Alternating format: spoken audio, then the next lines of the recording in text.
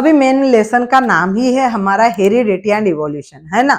तो देखो क्या होता है, टीचर मैंने तो अभी तक जितना पढ़ा है ना वो पूरा था, आपका पूरा बेसिक कंसेप्ट था, क्या होने वाला है, सेल क्या होता है, डीएनए क्या होता है, आरएनए क्या होता है, ये सब पढ़ा है। लेकिन मेन पर्पस क्या है, हमारा लेसन का नाम है हेरिडिटी एंड इवोल्यूशन, है ना। तो उसके बारे में जानना बहुत जरूरी है। चलो, ये है आपके पापा, ये है आपकी मम्मी, ओके। और उन दोनों के इसमें से आप प्रोड्यूस हो गए, है ना। आप तो बहुत महान व्यक्ति हो। चलो, क्या बोल रही हूँ मैं, पापा मेल और फीमेल के सेक्सुअल रिलेशन के बाद आप यहाँ पे प्रोड्यूस हो गए, उसको बोला जाता है। देखो बहुत बार क्या होता है, लोग आपको जब देखने आते हैं ना, हाँ इनको बच्चा हो गया, बेबी हो गया, लड़का हो गया, लड़की हो गया। लेकिन अगर थोड़ा सा आप लोग साइंस के लैंग्वेज में बात करोगे ना, तो साइंस के लैंग्वेज में जब बात करते हो तो थोड़ा सा एक्स्ट्रा वर्ड यूज किया करो, इंप्रेशन थोड़ा अच्छा जमेगा, ठीक है। तो क्या बोलोगे, अगर बच्चा हुआ है तो प्रोजेनी बोलो, साइंस में इसको बोला जाता है प्रोजेनी, नहीं तो ऑफस्प्रिंग। चिल्ड्रन और बेबी तो हम हमेशा बोलते ही है ना। अगर आपको नहीं पता है तो ठीक है, लेकिन आपको अभी पता हो गया तो आपको क्या बोलना है कि प्रोजेनी हुआ है, नहीं तो ऑफस्प्रिंग। मैंने क्या बोला, ये मेल है, ये फीमेल है, इनके रिलेशन के बाद आप पैदा हो गए हो, है ना, आपका बॉर्न हुआ। तो ये आप होने के बाद आपको इसको साइंस के लैंग्वेज में क्या बोला जाता है, बेबी, ऑफस्प्रिंग नहीं तो प्रोजेनी। चिल्ड्रन, बेबी आप तो यूज करते ही हो, ओके। जब आप पैदा होते हैं ना, जब आपका बॉर्न होता है, आपकी दादी आती है, नानी आती है, क्या बोलती है, अरे ये तो मेरे बेटे पे गया। उसकी नानी आएंगी तो वो बोलेंगे ये तो मेरे बेटी पे गया, बुआ के ऊपर गया, मौसी के ऊपर गया, ऐसा हो गया, वैसा हो गया। वो तो बात का बाद में रहेगा, वो बच्चा वो तो वहीं पे रहेगा। लेकिन आपके घर में क्या हो जाता है, डिस्कशन चालू हो जाता है, ये इसके ऊपर है। यहां तक बात कंप्लीट नहीं होती, यहाँ में बात खत्म होती है क्या, नहीं। जैसे जैसे आप बड़े हो जाते हो तो आपका जो रहना सहना है, आपका हेयर स्टाइल है, आपका जो लुक है, आज से लेके ईच एंड एवरीथिंग, मतलब किसी के हाइट है, किसी का कलर है, किसी के बालों का ग्रोथ है, मतलब ये क्या होता है, आपके मम्मी के ऊपर नहीं तो पापा के ऊपर जाता है ना। आप तो बॉर्न उन्हीं की वजह से पैदा हुए ना, तो उनके जेनेटिक कैरेक्टर काय में आ रहे हैं, आपके अंदर आ रहे हैं, है ना। मैंने क्या बोला, हम अभी धीरे धीरे किसके तरफ जा रहे हैं, हम अभी हेरिडिटी के तरफ जाते हैं। तो हेरिडिटी क्या होती है मैं वो बता रही हूँ, ठीक है। तो आप हो गए हो, तो आप अगर कभी कभी क्या होता है, आपका आवाज है, जो टोनिंग है बात करने का, तो बोलते अगला वाला बंदा क्या बोलता है, अरे ये बिल्कुल अपने पापा पे गया है, अपने पापा जैसे बात कर रहा है, ये तो अपने मम्मी पे गई है, अपने मम्मी जैसी है, उसकी आवाज मम्मी जैसी है ना, ऐसे बोलते हैं। तो ये जेनेटिक कैरेक्टर क्या हो रहे हैं, जेनेटिक कैरेक्टर आपके अंदर आ रहे हैं ना। तो देखो पापा का एक जनरेशन था, उनके दोनों के कैरेक्टर आपके इसमें इन्वॉल्व हो रहे हैं ना, तो उसी को बोला जाता है जेनेटिक कैरेक्टर। आपके उनके जेनेटिक कैरेक्टर आपके इसमें ट्रांसफर हो गए ना, उसी को बोला जाता है हेरिडिटी। क्या बोला जाता है, हेरिडिटी। मतलब द ट्रांसफर, हेरिडिटी की डेफिनेशन क्या होंगी, द ट्रांसफर ऑफ, देखो बायोलॉजिकल कैरेक्टर बोलो या जेनेटिक कैरेक्टर बोलो, नहीं तो हेरिडेटरी कैरेक्टर बोलो, you have to use any 3 words, आप उसमें से कोई भी एक वर्ड यूज करो। तो क्या बोला जाता है वो वर्ड में, कि आपके जेनेटिक कैरेक्टर ट्रांसफर हुए हैं, आपके मम्मी पापा के वो जेनेटिक कैरेक्टर आपके मम्मी पापा के हेरिडिटरी कैरेक्टर, या तो आपके मम्मी पापा के बायोलॉजिकल कैरेक्टर ट्रांसफर हुए हैं one generation to another generation, उसी को बोला जाता है हेरिडिटी, ओके। अभी देखो जब आपकी शादी होंगी, जब आपके बच्चे पैदा होंगे ना, तब आपका जो पूरा जेनेटिक कैरेक्टर है वो आपके बच्चे में आएगा, तो वो one generation to another generation क्या हो गया, आपके ट्रांसफर हो गए। Transfer of genetic character, biological character या तो hereditary character, transfer from one generation to another generation. ये वाले कंसेप्ट को, हेरिडिटी को आपको ना बाय हार्ट लर्न करने की जरूरत नहीं है, आप समझ लो इसको मैं क्या बोल रही हूँ। मम्मी पापा के जेनेटिक कैरेक्टर, अगर जेनेटिक वर्ड हार्ड लग रहा है तो हेरिडिटरी कैरेक्टर बोलो, वो भी वर्ड अगर आपको हार्ड लग रहा है तो आप बायोलॉजिकल कैरेक्टर बोलो। अगर द ट्रांसफर ऑफ क्या हो रहे वो, द ट्रांसफर ऑफ किसमें, जो आपके बायोलॉजिकल कैरेक्टर है वो ट्रांसफर हो रहे किसमें, वन जनरेशन टू अनदर, पापा मम्मी का एक जनरेशन हो गया ना, आपके इसमें आ रहा है वो अलग जनरेशन हो रहा, तो वही लिखा है हेरिडिटी में कि transfer of a biological character from one generation to another generation, it is called as a heredity. Got it. यहां तक आपको अच्छे से समझ में ही आया होगा मैंने क्या बोला है, समझ में आया। चलो अभी इनहेरिटेंस क्या होता है, ये डेफिनेशन आपको एक एक दो दो मार्क के लिए पूछी जाती है, तब आप बराबर इसको लिखो बाद में। अभी हम पढ़ेंगे इनहेरिटेंस। इनहेरिटेंस मतलब क्या होता है? अभी मैंने क्या किया, हेरिडिटी क्या बोला, the transfer of biological character from one generation to another generation is called the heredity. इसी की पढ़ाई करेंगे ना, इसकी पढ़ाई, ये इसके ऊपर गया है, मम्मी के ऊपर गया है या तो पापा के ऊपर गया है, तो इनकी स्टडी तो करना पड़ेगा ना, ये एग्जैक्टली गया किसके ऊपर है, क्या क्या दोनों में सिमिलरिटी है, ये हमको चेक करना पड़ेगा ना। तो इनकी स्टडी करेंगे, किसकी स्टडी करेंगे, हेरिडिटी की स्टडी करेंगे, उसी को बोला जाता है इनहेरिटेंस। क्या बोला जाता है, इनहेरिटेंस। देखो स्टडी ऑफ हेरिडिटी, हम किसकी पढ़ाई करेंगे, हेरिडिटी की, इनमें क्या सिमिलरिटी आई है ना, उसी को हम क्या बोलेंगे, इनहेरिटेंस बोलेंगे। गॉट इट, यहां तक समझ में आया।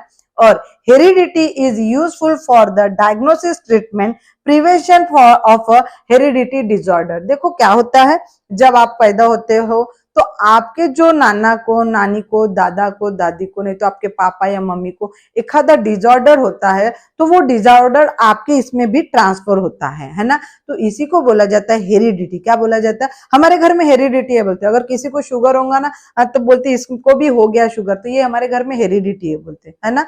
तो ये हेरिडिटी मतलब आपके जो कैरेक्टर्स है वो एक जनरेशन से दूसरे जनरेशन में ट्रांसफर होना, उसी को बोला जाता है हेरिडिटी। और इनहेरिटेंस मतलब उसकी पढ़ाई करना, हेरिडिटी की पढ़ाई करने को ही हम क्या बोलेंगे, इनहेरिटेंस। आई होप मुझे पता है आपको ये पूरा अच्छे से समझ में आया। लेसन का नाम ही हेरिडिटी, तो हेरिडिटी का कंसेप्ट भी अच्छे से समझ में आया, और दूसरा है आपका इनहेरिटेंस। Got it. चलो देखो भाई, अभी हम मेन पर्पज है हमारा वो लेसन का, यहां से आपके लेसन हेरिडिटी तो समझ में आई, लेकिन अभी जो मेन पर्पज है लेसन का वो है, हेडिंग है आपकी process of protein synthesis. Process मतलब हम कोई भी चीज बनाते हैं ना, तो उसको हम क्या बोलते हैं, प्रोसेस बोलते हैं। बाद में प्रोटीन, हम किसको बनाने जा रहे हैं भाई, हम बनाने जा रहे हैं प्रोटीन को। सिंथेसिस मतलब होता है फॉर्मेशन, क्या बना रहे हैं हम, प्रोटीन का फॉर्मेशन कर रहे हैं। गॉट इट, समझ में आया।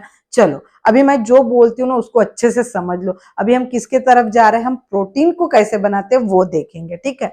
अभी मेरा जो रूटीन है सुबह का, सबका जो रूटीन होता है, हम ना कभी भी हमको ना ये करना चाहिए कि आपका अगला दिन का क्या रूटीन है, मुझे इतने बजे उठना है, आप टारगेट रखो। अगर आप टारगेट नहीं रखोगे ना अपने लाइफ में कि मुझे कल क्या करना है, तो आप सक्सेस नहीं होंगे। आपका टारगेट रोज चाहिए, मैं 5 बजे उठती हूँ, मैं इतना ये करना है, मुझे वो करना है, मैं को इतने लेसन को कवर करना है, इतना मैथ का कवर करना है, इतना मुझे प्रैक्टिस करना है। अगर ये सब चीजें आपकी रूटीन में रहती है ना, तो आपका डेली जो आप इसको रोज का रोज मेंटेन करो, आपका बराबर सब चीजें जो होती है, आपका जो गोल होता है वो क्या होगा, आपका सक्सेस होगा, है ना।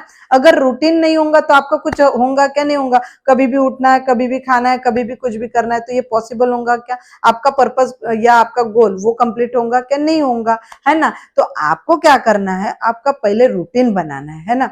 तो आज मैंने ये सोचा कि कल मैं इतने बजे उठूंगी, कल मैं 5 बजे उठूंगी, बाद में मैं इतने बजे ये वाला काम करूंगी, वो करूंगी, है ना। मैंने ये डिसाइड तो कर लिया, मुझे ये काम करना है, वो काम करना है, लेकिन ये काम करने के लिए, पूरा काम करने के लिए मुझे कुछ ना कुछ तो एनर्जी चाहिए ना। कि मैं ऐसे ही अगर सुबह में उठ के, अगर मेरे किसी को आदत रहती है ब्रेकफास्ट करने की, किसी को कोई चाय टोस्ट खा के बाहर निकलते हैं ना, अगर आपको ट्यूशन को जाना रहता है तो आप क्या करते हो, अगर जल्दी में तो दूध और टोस्ट खा के घर से बाहर निकलते हो, लेकिन उतना ही खाने के बाद आपको क्या मिली है, एनर्जी मिली है। उसमें से क्या मिली है, आपको एनर्जी मिली है। देखो कोई भी ह्यूमन बीइंग को काम करने के लिए किस चीज की जरूरत होती है, आपको एनर्जी की जरूरत होती है। लेकिन ये एनर्जी किस फॉर्म में मिलेगी आपको, है ना। एनर्जी तो चाहिए, विदाउट एनर्जी आप तो काम नहीं कर सकते हो, ठीक है। तो मैं क्या करूंगी, मुझे काम करने के लिए क्या चाहिए, एनर्जी चाहिए, ठीक है। तो ये एनर्जी किस फॉर्म में मिलेगी टीचर, अभी एनर्जी, आप कोई ब्रेकफास्ट करते हो तो कोई मिल्क और टोस्ट खा के जाते हो, तो उनसे क्या होगा, कार्बोहाइड्रेट। आपका एनर्जी का फॉर्म कौन सा है, कार्बोहाइड्रेट, प्रोटीन, फैट, लिपिड्स, और बाद में है आपका विटामिन, ठीक है। यहां तक बात समझ में आई। लेकिन आपने जो लेसन है, देखो कार्बन कंपाउंड लेसन है आपका, जो 10th स्टैंडर्ड में ही है। तो आपने अगर आपके स्कूल में टीचर ने पढ़ाया होगा तो आपके दिमाग में ये क्वेश्चन आने को ही होना कि why is the carbon compound is an important element. आपको 118 एलिमेंट है ना, आपके नेचर में 118 एलिमेंट है, तो 118 में से कार्बन को ही क्यों चुना। आपने ये क्वेश्चन टीचर को हमखास पूछो, अगर आपके टीचर को बेसिक कंसेप्ट से पूरा पता होगा ना, ये टीचर आपका आंसर जरूर देंगी क्यों कार्बन ही कंपाउंड ऐसा इंपॉर्टेंट एलिमेंट माना गया, बाकी क्यों नहीं माने गए, है ना। बोलने को ना आप टीचर को ये क्वेश्चन जरूर पूछ के आओ। वैसे ही मैं आपको बोल रही हूँ कि मैं इतने सारे एनर्जी तो मुझे हर टाइप से मिल रही है, एनर्जी मुझे कार्बोहाइड्रेट से मिल रही है, प्रोटीन से मिल रही है, विटामिन से मिल रही है, लिपिड से मिल रही है ना। तो मैंने प्रोटीन को ही क्यों चुना, आपको ये क्वेश्चन आने को ना वाई हम प्रोटीन का क्यों फॉर्मेशन कर रहे, बाकी कार्बोहाइड्रेट का क्यों नहीं कर रहे, विटामिन का क्यों नहीं कर रहे, लिपिड्स का क्यों नहीं कर रहे। लेकिन हम प्रोटीन का इसलिए करते हैं क्योंकि हमारे बॉडी में बहुत ज्यादा मात्रा किसकी होती है, प्रोटीन की होती है। इसीलिए हम किस चीज का फॉर्मेशन करेंगे, अभी हम लोग फॉर्मेशन करेंगे प्रोटीन का। गॉट इट, यहां तक समझ में आपको। चलो, अगर आप कार्बोहाइड्रेट खाते हो तो कार्बोहाइड्रेट कौन सी चीज से आपको कार्बोहाइड्रेट खाओगे तो कौन सी चीज से आपको कार्बोहाइड्रेट मिलेगा, तो आपको क्या खाना पड़ेगा, राइस खाना पड़ेगा, है ना। राइस में क्या होता है आपका, सॉरी रोटी खाओगे तो आपको क्या मिलेगा, कार्बोहाइड्रेट मिलेगा। बाद में प्रोटीन, मतलब प्रोटीन कैसे मिलेगा, राइस से मिलेगा, मिल्क से मिलेगा। बाद में फैट और लिपिड, आप ऑयली कोई भी ये खा लो, उसमें से आपको फैट और लिपिड मिल जाएंगे। विटामिन, विटामिन कौन सी चीजों से मिलता है, विटामिन आप फ्रूट्स खाओ, ग्रीन वेजिटेबल्स खाओ, उससे आपको क्या मिल जाएगा, विटामिन मिल जाएगा।